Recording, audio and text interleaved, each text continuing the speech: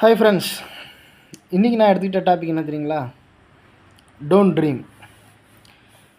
என்னடா அது, அப்துல் கலாம் ஐயா வந்து கனவு காணுங்க அப்படின்னு சொல்லிட்டு போனார். நீங்கள் என்னடானா கனவு காண வேண்டாம் அப்படின்னு சொல்கிறேன்னு கேட்குறீங்களா? ஆமாங்க, ஆக்சுவலாக அவர் சொன்னது ஒரு ஸ்டேஜில் எப்போ தெரியுங்களா? அந்த கனவு வந்து நம்மளை தூங்க விடக்கூடாது, அந்த கனவு வந்து நம்மளை நிகழ்காலத்தில் இருக்கணும் அப்படிங்கிற ஒரு குறிக்கோளோடு அவர் சொன்னது. ஸோ நம்ம நிகழ்காலத்துக்கு இருக்கக்கூடிய பயிற்சியை நம்ம ஆரம்பத்தில் எடுத்துக்கலைங்க. உதாரணத்துக்கு ஒரு சின்ன எக்ஸாம்பிளோட இன்றைக்கி நான் சொல்கிறேன்.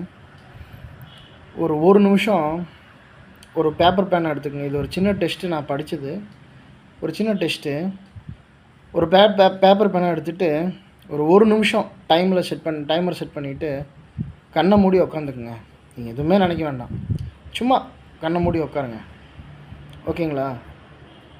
அந்த ஒரு நிமிஷம் முடிஞ்ச உடனே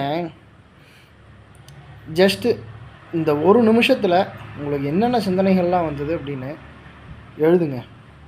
கண்டிப்பாங்க குறைஞ்சபட்சம் ஒரு 10 சிந்தனைனாச்சு நீங்கள் 10 செயல்பாடுகளை பற்றி சிந்திச்சிருப்பீங்க.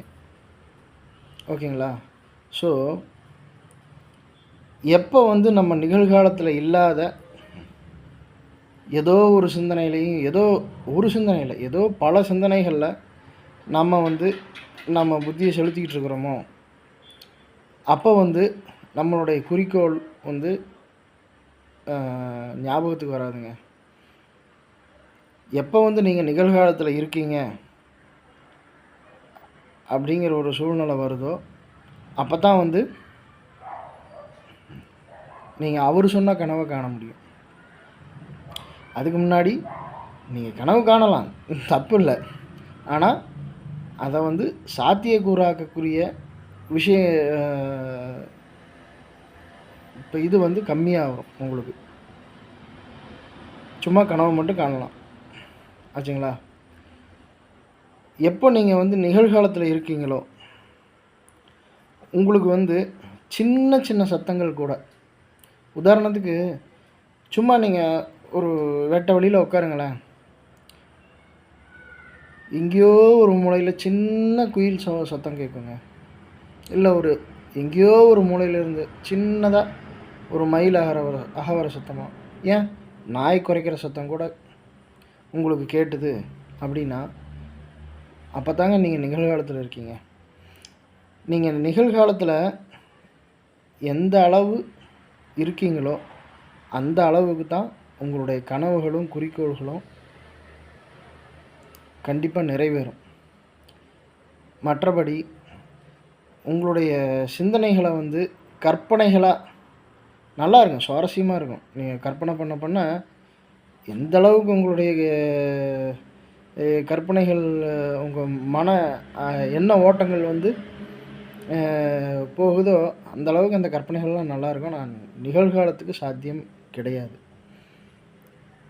ஆனால் முக்கால்வாசி பேர் வந்து நிகழ்காலத்தில் நம்ம வாழ்வதே கிடையாதுங்க.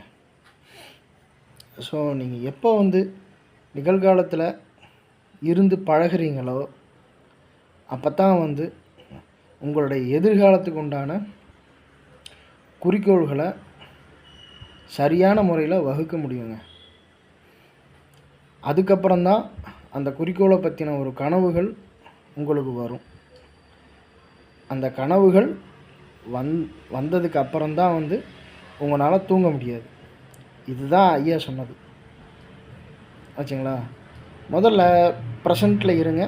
ப்ரெசண்ட்டில் இருக்கிற விஷயத்தை அனுபவிச்சு பாருங்கள், நல்லாயிருக்கும். சும்மா ட்ரை பண்ணி பாருங்களேன். பை.